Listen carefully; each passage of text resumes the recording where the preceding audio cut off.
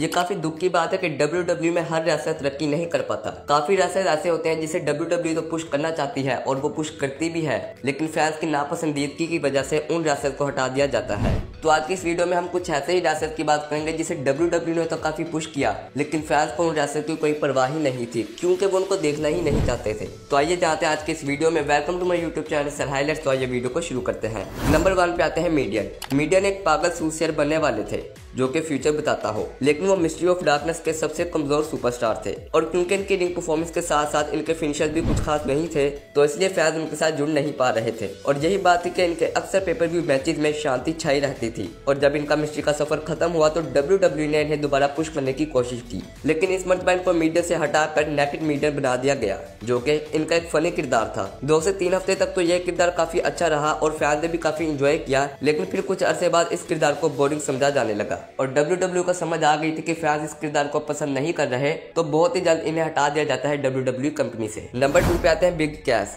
जब WWE ने इंजो और कैश को अलग करने का फैसला किया तो वो इस बात से काफी परेशान थे कि क्या कैश सिंगल सुपरस्टार बन पाएंगे या नहीं, क्योंकि कैश की बॉडी शेप तो काफी अच्छी थी, लेकिन रिंग परफॉर्मेंस बहुत ही बकवास थी। और जो असल बात है कि इंजो ही एक अच्छे सुपरस्टार और रेसलर थे। जिसके बाद WWE ने कैश की फ्यूड डैनियल ब्रेन के साथ चलाई, क्योंकि सबको पता है कि ब्रेन किसी के साथ भी एक अच्छा मैच रेसल कर सकते हैं। लेकिन अजीब बात यह थी कि कैश और ब्रेन के दरमियान जितने भी मैचेस हुए वो सब काफी अजीब थे, क्योंकि इन दोनों के दरमियान अंडरस्टैंडिंग ही नहीं बन पाई। जिसके बाद कैश को फैंस ने भी कुछ ज्यादा रिस्पॉन्स नहीं दिया और आखिरकार यहाँ से विंस मैकमैन को अंदाजा हुआ कि कैश को अब WWE से निकाल देना चाहिए। जिसके बाद इनका यहीं से WWE रन खत्म हो जाता है। नंबर 3 पे आते हैं हाइडन राइक। हाइडन राइक को WWE ने फेमस करने के लिए बहुत कुछ किया, यहाँ तक कि इनकी फ्यूड अंडरटेकर के साथ भी चलाई, लेकिन हाइडन राइक फैंस को पसंद ही नहीं आते थे। हालांकि इनकी प्रेजेंटेशन और इंटरेस्ट काफी कमाल थी, लेकिन जैसे ही बेल बजती तो सब मजा खराब हो जाता, क्योंकि ये एक बड़े सुपरस्टार थे ही नहीं। यहाँ तक कि WWE ने इनको पुश करने के लिए पॉल हेमन को भी इनके साथ जोड़ा, लेकिन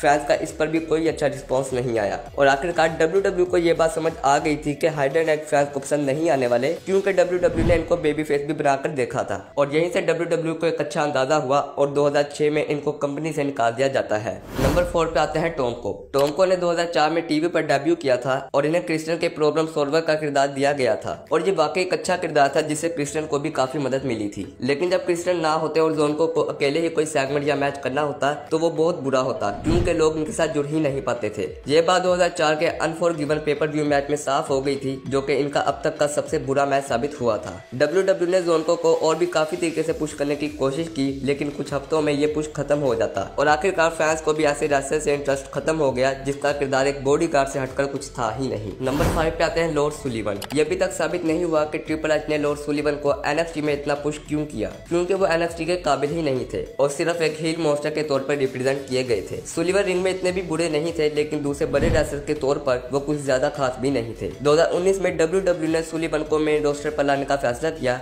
और काफी पुश भी किया, जिससे उन्होंने रे मिस्टीरियो और कर्ट एंगल जैसे रेसलर को भी हराया। लेकिन फैंस इस चीज को बिल्कुल भी एंजॉय नहीं करते थे, क्योंकि एक ऐसे रेसलर को हील के तौर पर एंजॉय करना जो कि कभी बड़ा रेसलर बना ही नहीं, शायद बेवकूफी थी। ऐसे रेसलर 20 साल पहले की रेसलिंग में तो काम कर सकते थे, लेकिन अब बिल्कुल भी नहीं, क्योंकि आज की रेसलिंग में फैंस को कुछ बड़ा चाहिए, आई मीन बहुत बड़ा ही। नंबर 6 पर आते हैं नाथन जोन्स। नाथन जोन्स के लिए शुरुआत में WWE ने रेसलमेनिया 19 के लिए एक खास प्लान डिसाइड किया था। WWE एक स्टोरी लाइन चलाने वाला था जिसमें अंडरटेकर उनके पार्टनर बनने वाले थे, जहां उनका रेसलमेनिया 19 में बिग शो और ए ट्रेन से सामना होने वाला था। जोन्स को पहले तो फैंस से काफी इज्जत मिली, लेकिन वो सिर्फ अंडरटेकर की वजह से ही था। और फिर WWE ने जोन्स को रेसलमेनिया से हटाने का फैसला किया, क्योंकि वो ये समझते थे कि जोन्स अभी इतने काबिल नहीं हुए कि वो बड़े मैच रेसल करे, जो कि एक अच्छा फैसला था। जब 2003 में जोन्स वापस आए तो WWE ने इन्हें हील बनाने की कोशिश की और इनको ब्रोक लेसनर और पॉल हेमन के साथ एज अ टीम भी बुक किया। लेकिन जोन्स के लिए ये बुरी बात थी कि फैंस इनकी रेसलिंग को पूरे तरीके से एंजॉय नहीं करते थे, क्योंकि इनकी रिंग परफॉर्मेंस कुछ खास नहीं थी। और ऐसा कहना गलत नहीं होगा कि इनको पुश सिर्फ इनकी बॉडी शेप की वजह से ही किया गया था। नंबर 7 पर आते हैं केविन थॉर्न। केविन थॉर्न को WWE ने 2 गिमिक दिए थे, जिसमें से एक मोडिकाई के नाम से था, जो कि अंडरटेकर के खिलाफ था। शुरू में तो ये काफी मजेदार था और WWE ने इस कैरेक्टर पर काफी मेहनत भी की थी, लेकिन फैंस को इस गिमिक की कोई परवाह नहीं थी, जो कि काफी दुख की बात थी और अब WWE को कुछ नया सोचना पड़ा। 2006 में मोडिकाई नाम का ये आर्टिस्ट अब केविन थॉर्न बन चुका था, जो कि ECW में एक वैम्पायर का किरदार था। लेकिन बहुत जल्द ये किरदार भी फैंस की नापसंदीदगी चुकी की वजह से खत्म हो गया, क्योंकि इस किरदार में बेल बजने के बाद सिर्फ रिंग परफॉर्मेंस की ही कमी थी, जो कि शायद अगर कोई ऐसा रेसलर करता जो कि हर तरह से सही था तो शायद ये किरदार चल भी सकता था। नंबर 8 पे आते हैं मैसन रे।